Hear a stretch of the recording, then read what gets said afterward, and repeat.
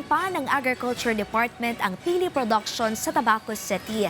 Samantala, itinurn over na ng National Irrigation Administration ang 35 milyong pisong halaga ng irrigation system sa Albay. Yan at iba pa sa Express Balita ni Floyd Brenz. Opisyal nang itinurn over ng National Irrigation Administration Bicol ang nagkakahalagang 35 million pesos irrigation system sa Barangay Karatagan, PIO Duran, Albay. Ang proyektong Karatagan Communal Irrigation System ay pinangunahan ng Panganiran Irrigators Association at inaasahang magseserbisyo sa mahigit 30 ektaryang sakahan sa lugar. Ayon sa NIA Bicol, inaasahang magpapataas ito ng produksyon ng pananim at kita ng mga magsasaka kasabay ng pagtitiyak ng mas matatag na supply ng ani sa komunidad.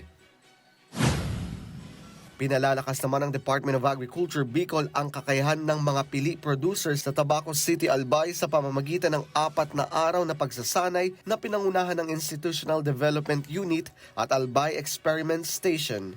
Nakatuon ang training sa pili nursery establishment at post-harvest handling and management kung saan lumahok ang mga miyembro ng Mount Mayon Pili Producers Cooperative. Kabilang sa mga tinuro ang wastong pagpaparami ng pag-aani at pagproseso ng pili para mapanatili ang kalidad at mapataas ang produksyon. May kasama ring hands-on field demonstration para mas mahasa ang kasanayan ng mga kalahok.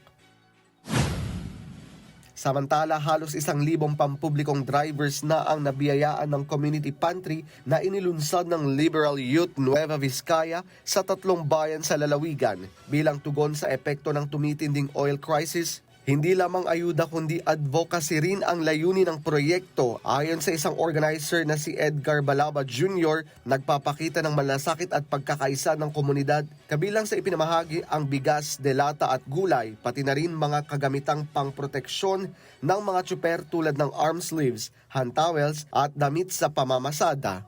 Floyd Brenz para sa Pambansang TV sa Bagong Pilipinas.